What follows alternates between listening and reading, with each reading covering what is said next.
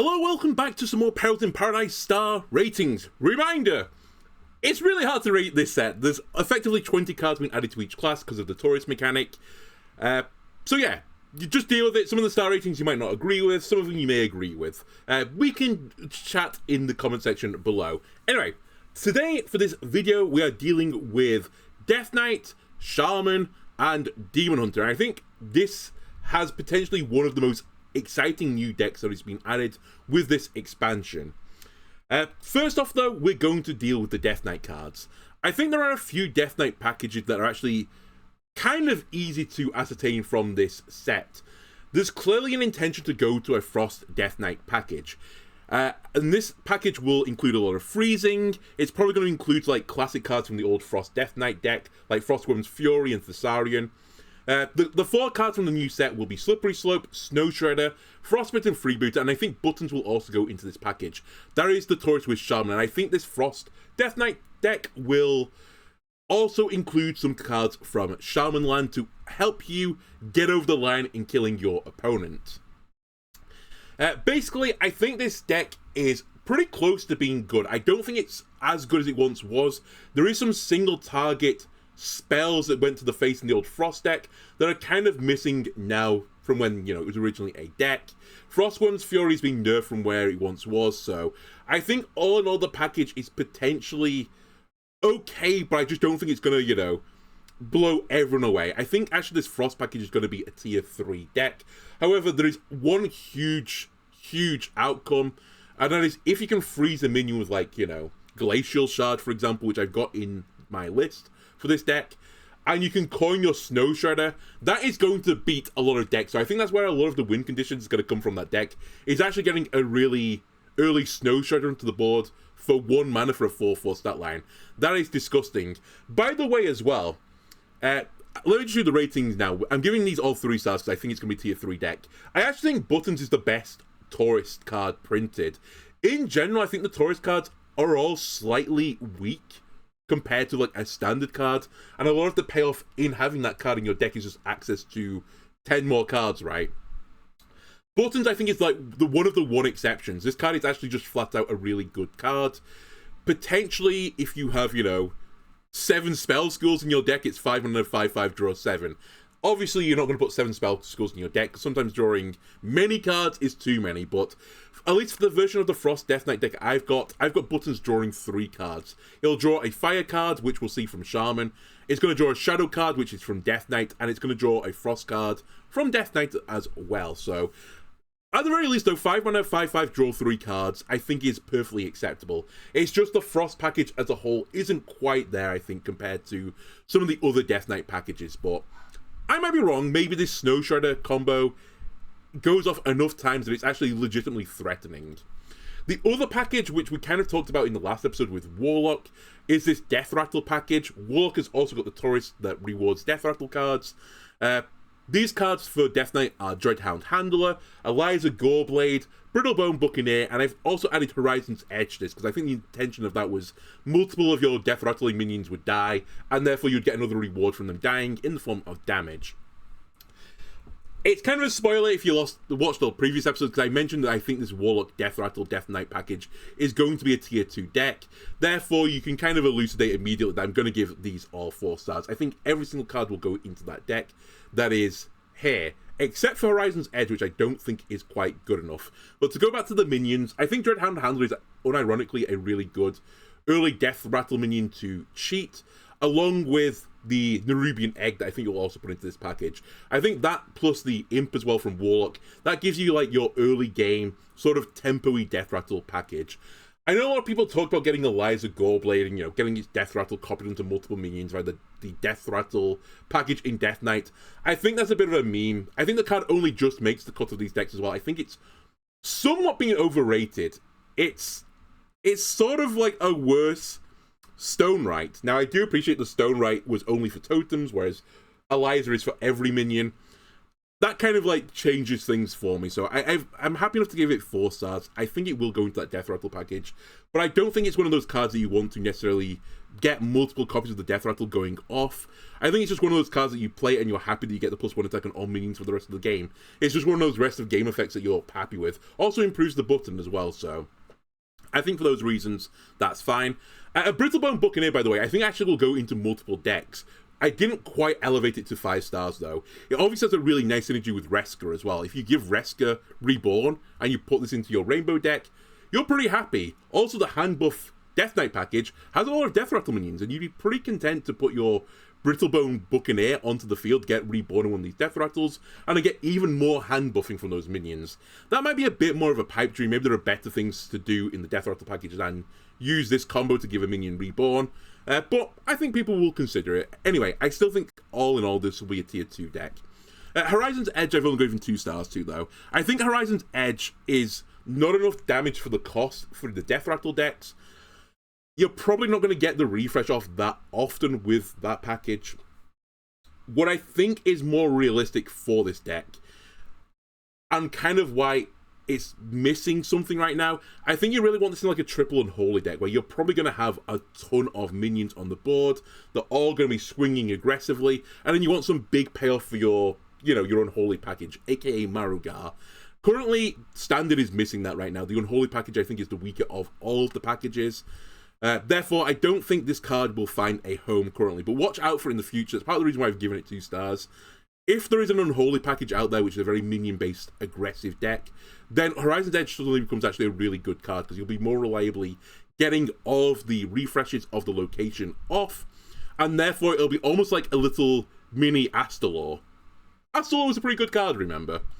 Finally, we have 2 cards of Ghoul's Knight and Corpse Skull. Corpse Skull might actually make the Ice Frost Death Knight package. However, I did put a list together again for this Frost Death Knight package, and I don't think it's going to generate too many corpses. And actually, there are better ways to spend the corpses in the Frost package than with Corpse Skull. So I actually cut Corpse Skull from my list for that package. Similarly, as I mentioned, I didn't think Ghoul's Knight would be a great card necessarily, because the Unholy package isn't very strong right now. However, there is one deck I think both of these cards will go into, and people will test it. And actually, I think for Ghoul's Knight, certainly will get into that deck. And that's Rainbow Death Knight. Rainbow Death Knight, 1 of every rune, right? Corpse Skull is 1 Frost, Ghoul's Knight is 1 Unholy. There are Ghoul's Knight light cards in Rainbow Death Knight already. They want to generate corpses, and they want to spend them. Ghoul's Knight is an excellent way to generate corpses. Corpse Skull is a great way to spend them, and lower your opponent's health total so that Climatic Necrotic Explosion can kill them. Therefore, I think both these cards might make the list. Maybe not as 2 of for Corpse Skull, maybe you just run a 1 of it. But I think certainly people will test it. Therefore, I've actually given 4 stars to both these cards, just because I think they'll slot into a pre-existing deck. Right, now we go over to Shaman Land. And it's not going to look like it, but I'm pretty excited for the Shaman deck. Now, it's not this one, though, that I'm excited about. There is one big package that Shaman tried to push, and that is Spell School Shaman. Spoilers, I don't think this is going to work. I think the Razzle Dazzler isn't a big enough payoff to do this Spell School Shaman deck, nor is Caress Cabaret Star. I just think you need more. Like, a bit like Sith Mage deck. Sure, the board fills with the 7-mana spell, its name's escaped me again. That's a good card, right? But it's not always a win condition for that deck. It normally needs Sith to beat your opponent down, right? Razzle Dazzler and the Spell School package for Shaman just doesn't have a Sith-like finisher. It feels like it needs one more card to make the package a reality. I also think some of the Spell Schools currently in Shaman, especially Frost, is actually a little bit weak. Anyway, obviously the Arcane spell is also a bit too expensive for the Razzle Dazzle package anyway, so I don't think you would put Arcane in your deck. So yeah, I just don't quite see the package working. Therefore, I've given Frosted Decor and Razzle Dazzle 2 stars, and Natural Talent and Siren Song 1 star. The only reason I've given Frosted Decor and Razzle Dazzle 2 stars is that I actually think they might make Highlander Shaman lists. Maybe you run a couple of Spell Schools in that deck innately. You put a Frosted Decor in there just to give you a Frost thing.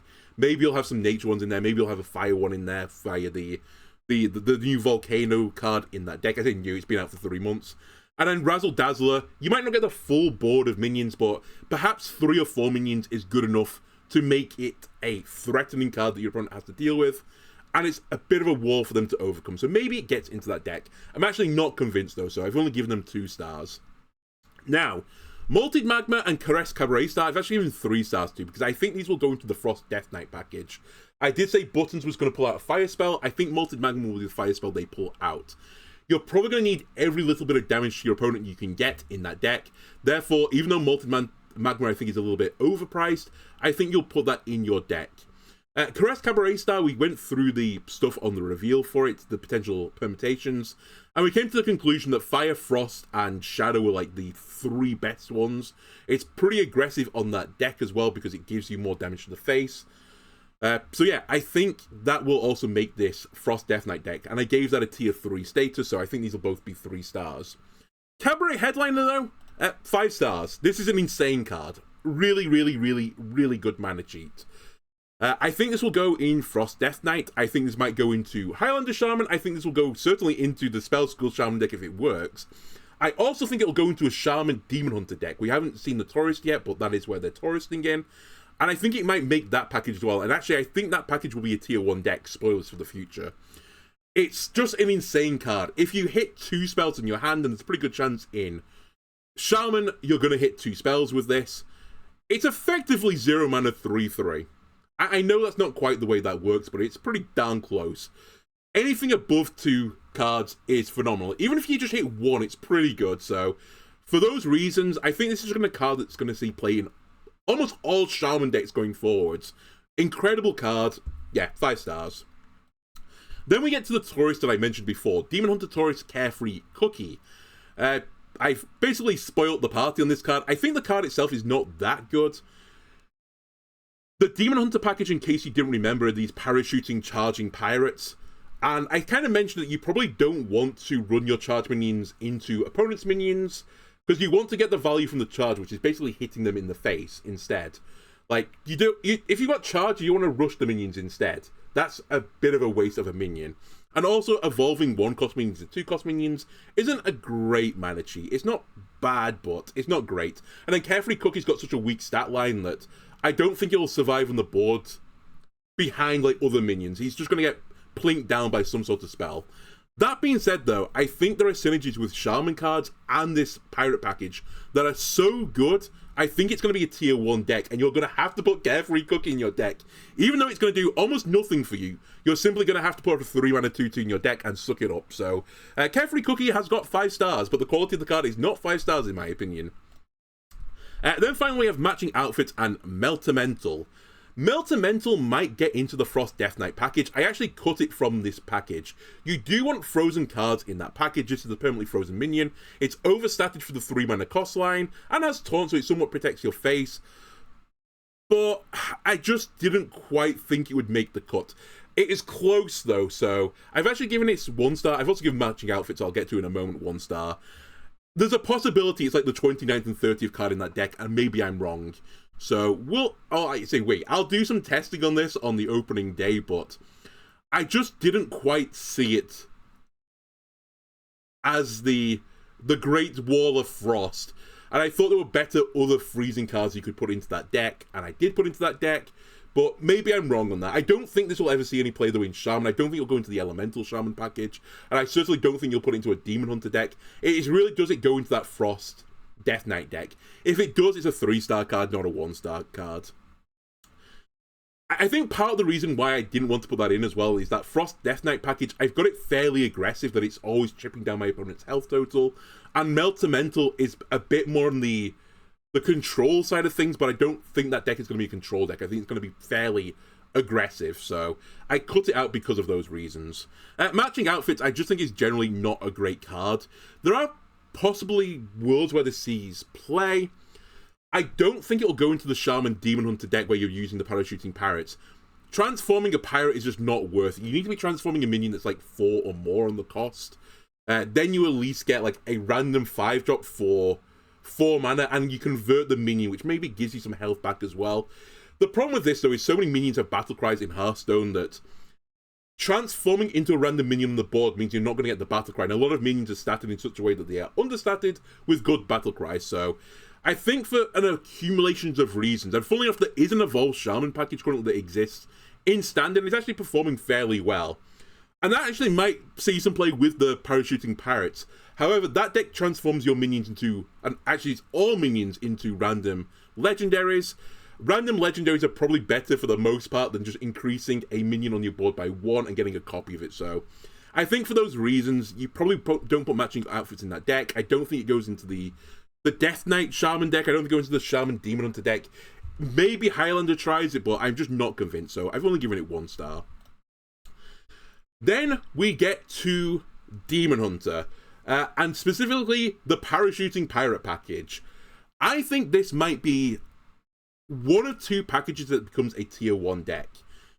And I think this could dethrone Paladin as like the go-to de facto aggro deck. I know Hunter is also pretty aggressive, but I think this could possibly beat both of them. And it's actually for this one specific combo that I actually forgot about, or I just wasn't really like thinking about when I did the initial reveals. The cards in this package are Patches the Pilots, Sigil of Skydiving, Dangerous Cliffside, which all generate you these charging pirates. Then you have Adrenaline Fiend that rewards you for having pirates attacking and gives you even more damage to the face. Skirting Death, which I think will fit into this package as well, that steals attacks from opposing minions. Probably it is just a minion, so you could select one of yours, but I think you're going to be stealing it from your opponent for the most part, and then gives you more attack as well. Kind of synergizes nicely with the Adrenaline Fiend. And then Paraglide, which is just going to be a refill. And I think this curve of this deck is going to be very cheap, so hopefully you can move Paraglide to the left side of your hand fairly easily, so only you draw 3 cards and not your opponent. Now, the thing I didn't really think about is that, and I say I didn't think about it, I thought about it to some degree. I mentioned that Shaman fairly recently had a totem token package, and it was pretty good. It wasn't tier 1, but it was about tier 2. And one of the things that Shaman has been missing, they have support for a token deck, but they just don't have a token deck.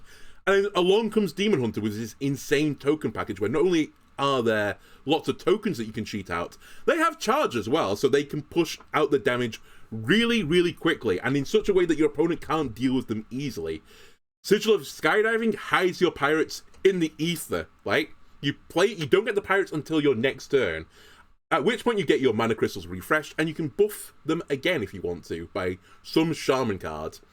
You have Dangerous Cliffside, where your charging pirates are hidden inside the cliffs, and Patches they hide into your deck, so it's really hard to trade out these minions, because one of the ways you beat the aggro Paladin decks, normally, exception of hand buff deck, is you just trade your opponent's minions out consistently, and eventually you'll get to the point on Paladin where they'll run out of stuff, and then you beat them down.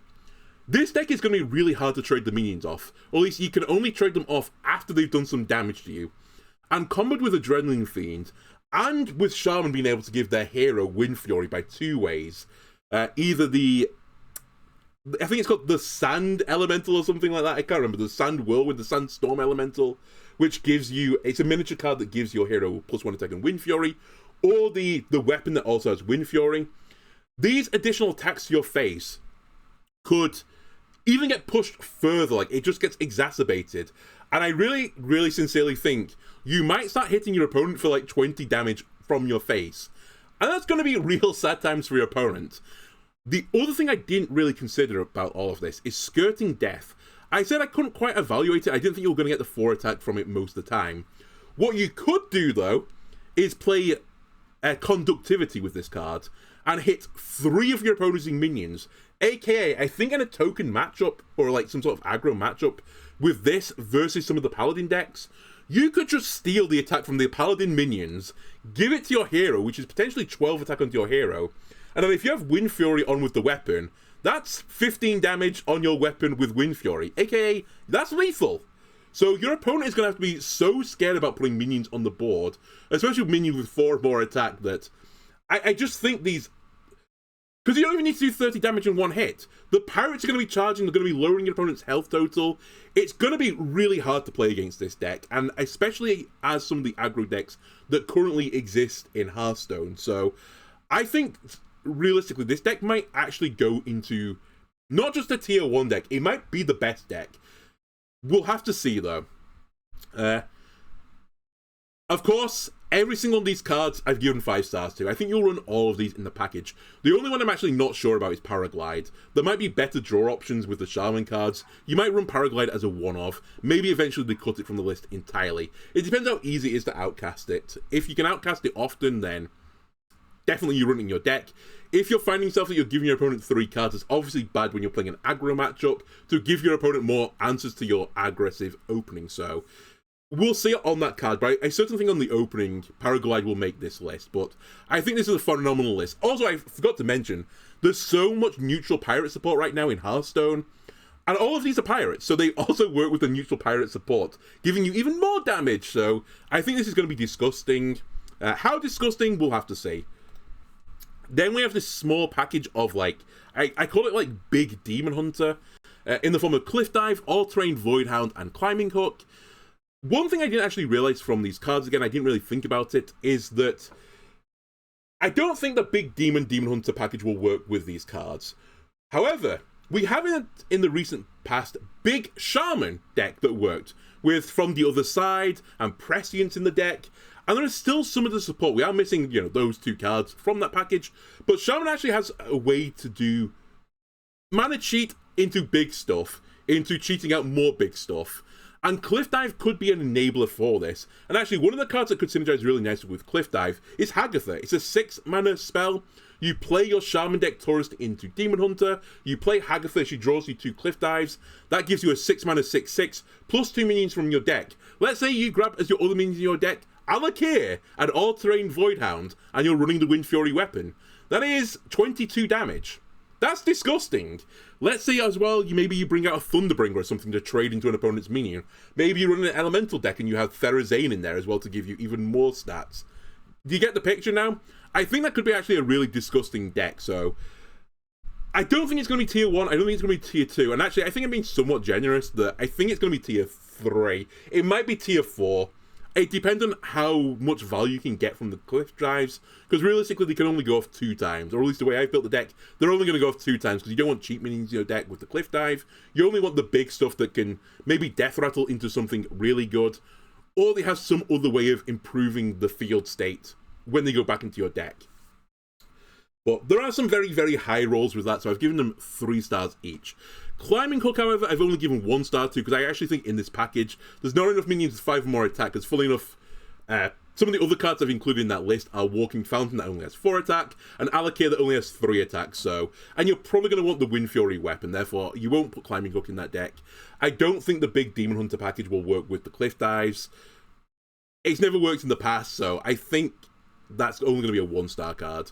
And then finally we have Arana Thrillseeker. This is the Priest Taurus, which rewards a pain package, which is really interesting. I mentioned, I think on the last episode, that not all Taurus have been made equally, and I think this is one of them. I just don't see this pain package being a viable deck. Basically, Demon Hunter has no way to set off the Arana effect, with the exception of hitting a minion with a weapon or your face. And I don't think that's a good enough reason to do Arana deck. I don't think it's a good enough cheat. And I think the pain package in general in Priest is worse than Warlock. So why would you play Priest over Warlock? I just never been able to answer this question. So I actually think the way that Arana will see some play is through fatigue damage. And you're basically going to try and mill your entire deck as quickly as possible. And then I think you're going to Glaive Tar Arana, try and draw like 8 cards and just one-shot your opponent. I think, though, this is going to be a pipe dream. I put together a list. I don't think it's going to work as well as I was hoping. So I've actually only given this 1 star. I think you're so much better off using these pirates to charge and kill your opponent than using these pirates to weaken your opponent until you can kill them with fatigue damage. I just think that is an unrealistic outcome.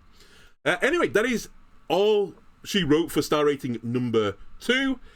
Next time we are going to be dealing with Priest, Hunter, and Warrior. And then finally we'll go into Druid, Mage, and I'll do the neutrals.